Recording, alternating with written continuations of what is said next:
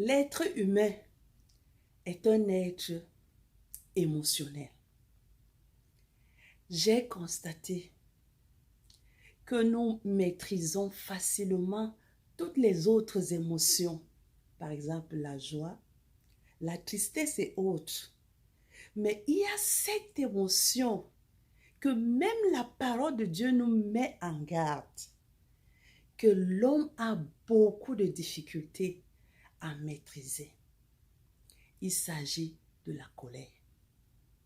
La Bible nous dit que si vous vous mettez en colère, ne péchez pas. Pourquoi? Parce que certainement il y aura des débordements. Comment faire pour ne pas aller au-delà? Comment faire pour ne pas pécher lorsqu'on est en colère? Comme je l'ai dit tout à l'heure, la colère est une émotion. Donc vous pouvez choisir de vous mettre en colère ou pas. Mais lorsque vous vous mettez en colère, la première des choses, c'est de circonscrire le cadre de votre colère. Je prends un exemple. Un enfant a cassé un verre à la maison. Que votre colère s'arrête juste sur cette action-là. Ne mélangez pas les pédales. Ne lui rappelez pas que hier, il a été têtu. Avant-hier, il est allé se balader sans demander la permission. Ainsi de suite.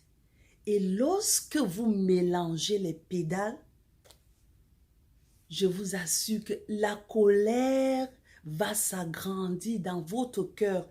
Ça sera difficile de le contenir. Donc, il faut bien mettre les bornes, les limites à votre colère.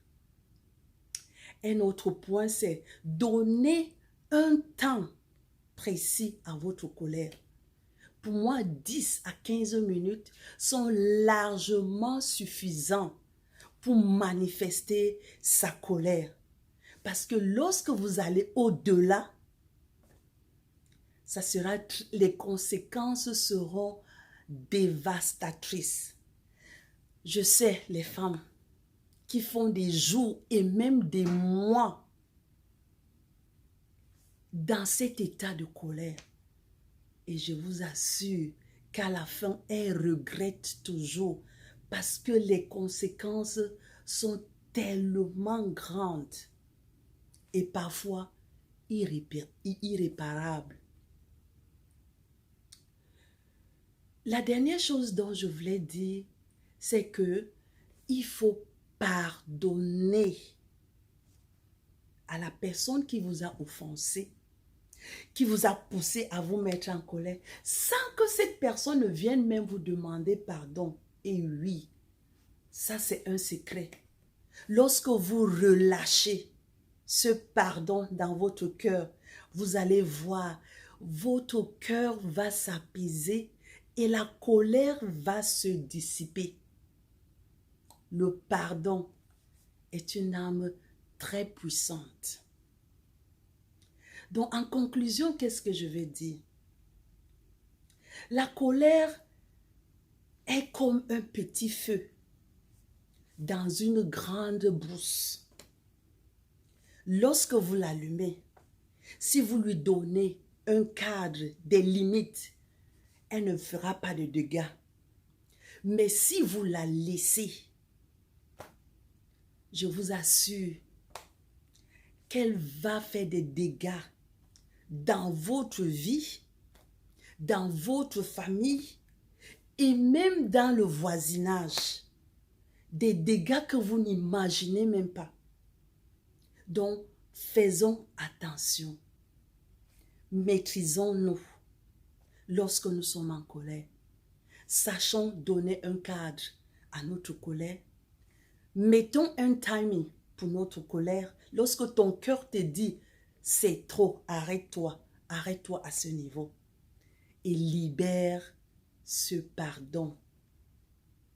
Rappelons-nous du passage de la Bible dans Matthieu 6,14 qui nous dit que si nous pardonnons aux hommes nos offenses, notre Père Céleste aussi nous pardonnera.